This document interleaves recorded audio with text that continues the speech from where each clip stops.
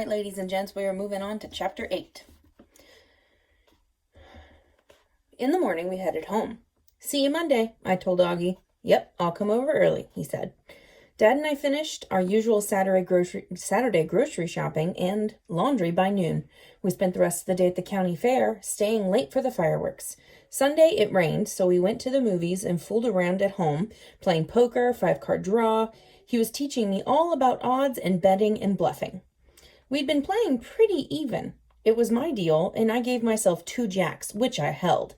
Dad held 4 cards and threw in just 1. I dealt his card, then gave myself 3. I got 2 9s and another jack, meaning I had, yes, a full house. I tried to maintain my poker face, but it wasn't easy. Dad examined his hand and bet 3 matches. I saw his 3 matches and raised him 2. He saw my 2 and raised 1 more. Uh-oh, was I overplaying my hand? No, I didn't think so. I raised 2 more.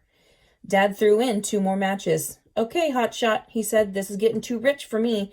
I see you and call you." I laid down my full house. Dad groaned and put down a queen-high flush and clubs, a pretty decent hand. "Read 'em and weep," I said, something I'd learned from watching movies. I made a big show of hauling in all the matches. "Are you sure you want to keep playing?" I teased. "Your match pile is looking a little, low." "It's considered bad form to gloat when you win," Dad said. "Sorry, I couldn't help it." "It's getting late. You better give your mom a call." "Oh, right, I forgot." After we talked for a while, I asked Mom very casually if I'd had a tetanus shot. Pranking Augie about having lockjaw had been fun, but I didn't want to be sick for real. Immediately, I wish I'd never brought it up. Mom asked me a million questions and made me put Dad on to make sure I didn't need an ambulance or something. Anyway, the good news was I did have the shot. Monday morning, Augie and I met up to head back to the fort. The plan, approved by both Dad and Graham, was that we could stay there until dinner time Wednesday. Then we had to come home for a night to get re-civilized, as Graham put it.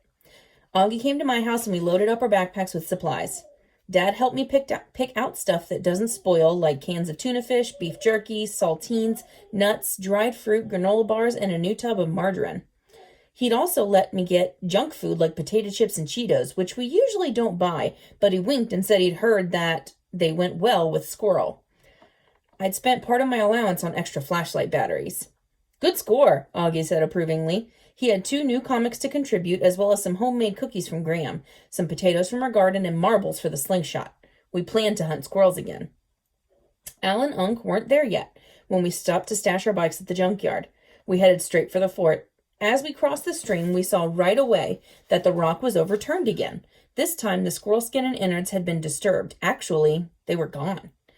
Augie and I looked at each other. "I guess maybe it was an animal before," I said uncertainly. "I guess maybe," Augie agreed. But when we got to the fort, the flap was hanging crookedly, half open.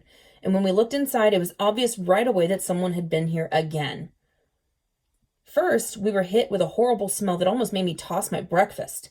We hadn't exactly cleaned up Saturday morning, but we'd left our sleeping bags rolled in one corner and our other stuff in the orange crate shelf or on the table.